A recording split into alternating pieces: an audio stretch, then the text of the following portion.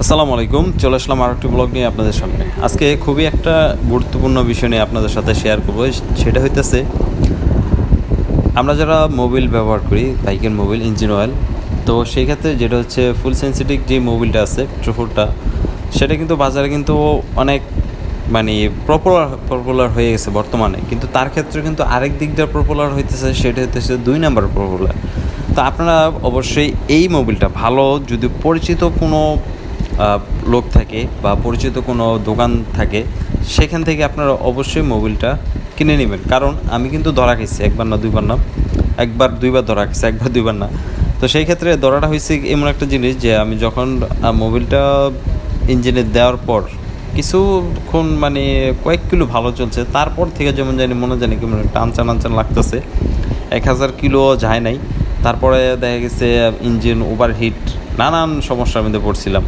আর ওই সময় ক্ষেত্রে দেখা গেছে কি আপনি পারফরমেন্স তো ভালো পাইবেনই না, তারপরে দেখা গেছে মানে নিজের কাছে একটু অন্যরকম লাগবে, ইঞ্জিনটা দেখবেন স্মুথলি পাইবেন না। তো আমার সাথে এরকমটা হয়েছে। তারপরে যখন আমি যেখান থেকে জিনিসগুলো আনি মানে মোবিলে বা পার্টস আগে নিতাম বংশাল থেকে, পরে আবার চিন্তা ভাবনা করলাম ওই যশোর থেকে আমার নেওয়া ভালো। তো তার সাথে যোগাযোগ করলাম, ওই ভাই আমাকে জানালো যে ভাই মোবিলটা একটু সাবধানে নিয়ে যেখান থেকে নেন সাবধানে নেন, কারণ হইতেছে এই মোবিলটা কিন্তু বাজারে অনেক ২ নম্বর পড়ে গেছে। আর অলরেডি কয়েকজন ধরাও খাইছে যারা এইসব কাজে লিপ্ত। তো সেক্ষেত্রে আমি আপনাদেরকে বলবো আপনারা অবশ্যই যদি মোবিলটা নেন যাচাই বাছাই করে নেবেন। কারণ হইতেছে এই বাইকটা কিন্তু একদিনের জিনিস না, এই বাইকটা কিন্তু অনেক দিনের জিনিস। আপনাদের অনেক দিনে চলাফেরা অনেকেরই একটা গুরুত্বপূর্ণ জিনিস, অনেকেরই দেখা গেছে চলাফেরার যানবাহনের ক্ষেত্রে মানে সুবিধার জিনিস এই বাইক, সময়কে বাঁচানোর জিনিস এই বাইক। তো সেই ক্ষেত্রে আমি আপনাদেরকে বলবো আপনারা যখন এই মোবাইলটা নেবেন বা যে কোনো মোবাইলটা নেবেন, বাজারে কিন্তু এখন কিন্তু অসাধু ব্যবসায়ী অভাব নাই। অল্প টাকায় বেশি লাভ এরকম জিনিসটা যেমন ধরতে পারবেন না, আসলে ধরার কোনো রকম কোনো ক্যাপাসিটি নাই যদি দোকানদার আপনাকে না বলে। এরকম জিনিস কিন্তু হয়, আপনার আমার সবার সাথে হয়েছে, আমি নিজেও এরকম জিনিস ফেস হয়ে গেছি। দুইটা একটার পরে মনে হয় আরেকটা পড়ছিল, পরে আমি ওই যে বললাম ১,০০০ কিলো থেকেই আমি ইঞ্জিন অয়েলটা চেঞ্জ করে দিছি। আর তার সাথে অবশ্যই মোবিল ফিল্টারটা যেটা আছে ওটা চেঞ্জ করে নেবেন, কারণ ২ নাম্বার তো ২ নাম্বারই। সেই ক্ষেত্রে আবার কী হয়েছিল, আমার মোবিলটাও কিন্তু ইঞ্জিন অয়েলের মোবিলটা কিন্তু কমে গেছে।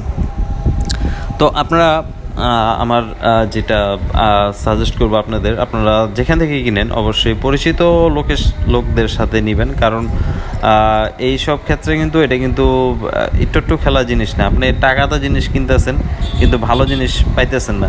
সেই ক্ষেত্রে আপনাদের অবশ্যই একটু যাচাই বাছাই করে আপনারা এই ইঞ্জিন অয়েলটা কিনতে পারেন, এটা না যে কোনোটা। তো আজকের ব্লগটা এই জিনিসটা আপনাদেরকে আমি শেয়ার করার জন্য একটু জানানোর চেষ্টা করলাম। কারণ হইতেছে আমি যে বিপদে পড়ছি, আমি চাই না যে আপনারা ওরকম বিপদে পড়েন। আর ওরকমভাবে ভিডিও আমি ছাড়তে পারি না, কারণ হইতেছে আসলে গুছাই যে কী বলবো ওটি বলতে পারি না। যখনই বের হই, যখনই সময় পাই, তখনই একটু চেষ্টা করি কোনো একটা জিনিস দিয়ে আপনাদের উপকার করার জন্য এই জিনিসটা। তো অনেকটা দূর বলতে চলে আসছি কথা বলতে। আর যে জিনিসটা আপনাদেরকে আমি জানাইলাম সেটা হইতেছে আপনারা কিন্তু খুবই সাবধানতার সাথে এই জিনিসটা কিনবেন। বেশি দিন হয় নাই, হয়তো কিছুদিন যাবৎ এই ২ নম্বর জিনিসটা আর কি বের হয়ে, কিছুদিন বলতে কিন্তু আবার ওই কিছুদিন না, কয়েক মাস।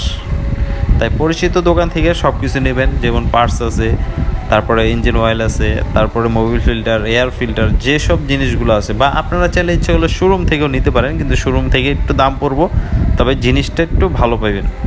তা এই জন্য আমি আপনাদেরকে বলি আপনারা অবশ্যই এর আগের ব্লগও আমি বলছিলাম যে আপনারা অবশ্যই পরিচিত দোকানদারের কাছ থেকে নেবেন যদি ভালো জিনিস নিতে চান। তার পাশাপাশি আপনারা আরেকটা জিনিস করতে পারেন, আপনারা যদি দূরে কোথাও যশোর বা এরকম কোথাও যদি পরিচিত থাকে ওইখান থেকেও নিতে পারবেন। এটা আপনাদের ইচ্ছা, আপনাদের ব্যক্তিগত ব্যাপার।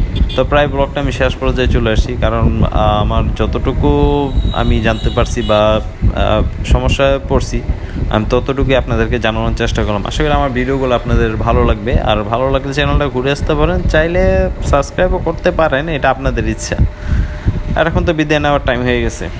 দেখা হবে আপনাদের সাথে যে কোনো নতুন ব্লগ নিয়ে, নতুন কোনো কিছু নিয়ে। নতুন কিছু না, এটা অনেকের কাছে পুরান, আমার কাছে নতুন মনে হয়, পুরান মনে হয়। যারা নতুন তাদের কাছে নতুন। বিদায় নিচ্ছে এখান থেকে। আল্লাহ হাফেজ।